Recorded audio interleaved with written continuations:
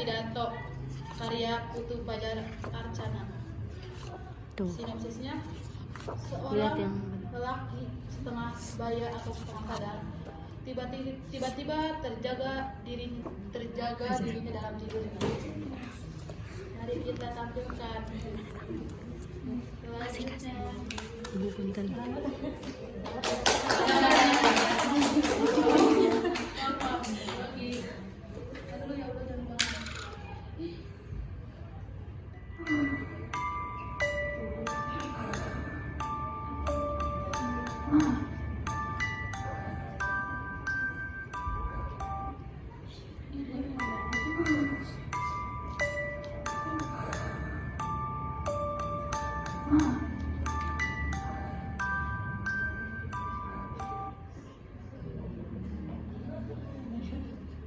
Saudara-saudara, saya diundang kemari untuk berpidato. Suatu hal yang tak pernah saya bayangkan sebelumnya.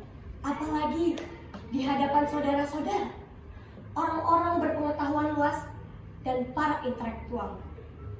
Sedangkan saya cuma orang kecil, orang kampung yang sama sekali tidak mengenal politik. Politik?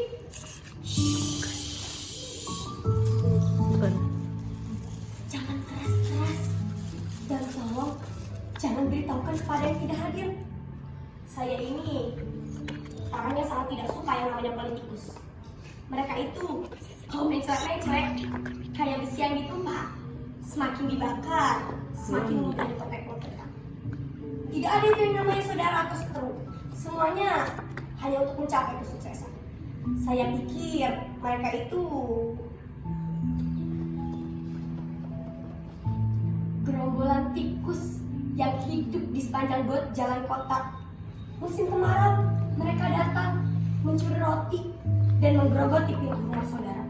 Musim hujan, mereka menebar penyakit. Makanya, banyak sekali orang kota yang tidak waras. Tentunya bukan saudara. Saya yakin, saudara-saudara ini orang yang berpengetahuan luas. Apa? Heh, jangan sampai terdengar yang lain. Nanti saya bisa diciduk. Soal ciduk-menciduk, saya punya cerita yang menarik tentangnya. Desember tahun 1965, waktu itu umur saya masih 20 tahun. Mestinya sudah tamat SMA, tapi karena saya miskin, jadi saya putus sekolah. Orang tua saya hanya petani yang menggarap di bekas sawahnya sendiri. Sawah yang diambil si tuan tanah, lalu melilit kami dengan hutang dan mencuri seperiuk nasi dari kami. Malam itu, hujan deras. Terdengar lolongan anjing begini bunyinya.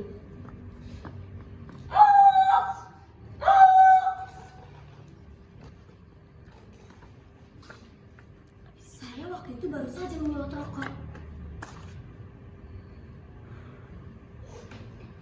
Tiba-tiba datang segerombolan orang berpakaian serba hitam dan membekuk saya.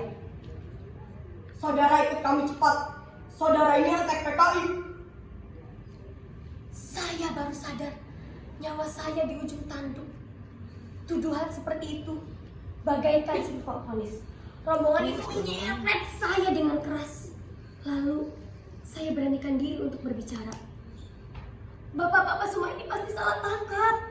Bapak-bapak semua ini pasti salah orang. Saya tak mungkin PKI. Daripada Mas banyak berbicara seperti itu, sebaiknya Mas berilah pesan terakhir untuk keluarga Mas di rumah. Sebenarnya saya tidak tahu alasan mereka menuduh saya antek PKI. Saya ini orangnya pragmatis, hanya ingin punya cukup tanah untuk tumbuhan hidup di sehari-hari. Zaman di mana para partai berebut kekuasaan, sedangkan rakyat kecil seperti saya tergeletak di ujung kaki mereka. Setiap saat mereka menunjuk ke arah mana saja, mesti berjalan. Nasib itu sudah hilang dari genggaman tangan masing-masing. Saudara-saudara ini partai wong cilik, berjuang untuk orang kecil dan orang terpinggirkan. Kami tak akan membiarkan nasib saudara menggantung di ketiak tuan tanah dan menjadi buruh di taninya sendiri. Kami datang dengan harap Apakah saudara ingin bergabung? Nah, sudah dengar kan? Saya muak, jijik mendengar ajakan dari mereka. Ajakan yang hanya omong kosong yang tiada arti. Untuk apa?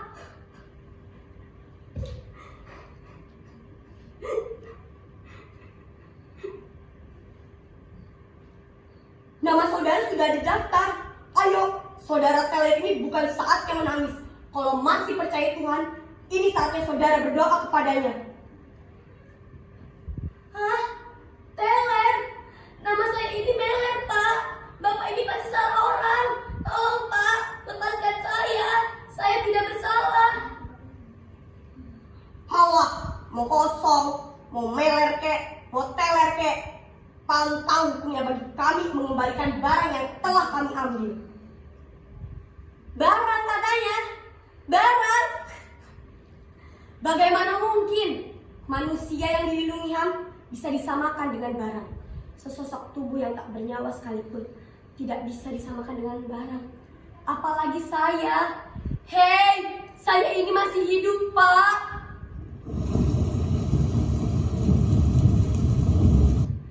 Saudara, di malam yang gelap ini, saya digiring ke sebuah tempat. Kupikir letaknya di sebuah gedung.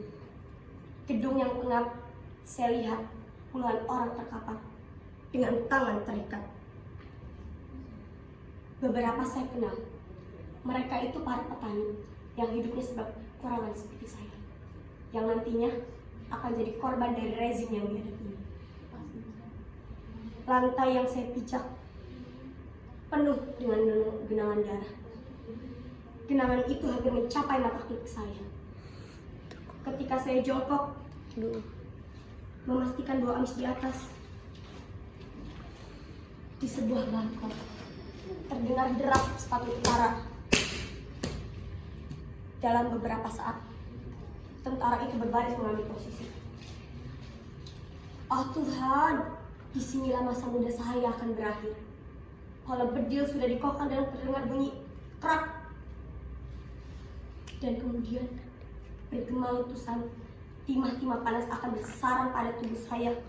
Dan saya, kami semua, mati begitu saja. Genangan darah terlihat sangat berkilau. Sebentar lagi, darahku dan darah kami semua akan bercampur menjadi bagian dari darah itu. Apakah bau amis kami belum cukup memuaskan naluri kalian, wahai setan terkutuk? Hei para penjagal, apakah harus ada jutaan nyawa dengan dalih menembus gelintir elit yang bahkan namanya saja tak pernah kalian dengar? Ikhlaskan kami. Melihat orang terkapar berusaha menyelamatkan diri yang dimana itu sia-sia. Mau bagaimanapun, ujaman peluru lebih cepat ketimbang orang yang merangkak sadar.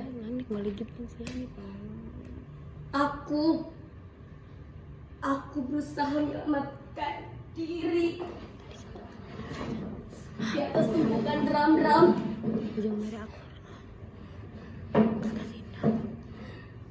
Tapi tiba-tiba terkena hujaman peluru dan tubuhku terbakar. Semuanya tak tersisa. Rasanya sangat panas, sangat menyakitkan. Itu sangat menyakitkan.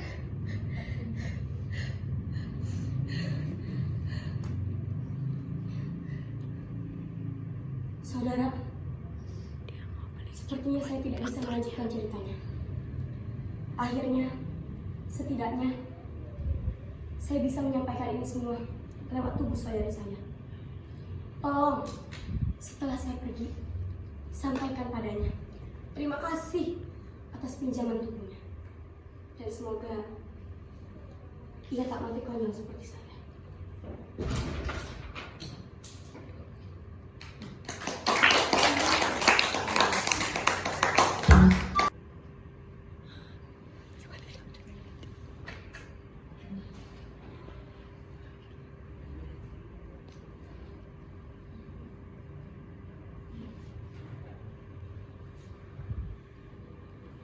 Mengapa pada kumpul di sini? Bubar, bubar. Saya ingin bekerja. Apa? Saya pingsan. Bagaimana mungkin?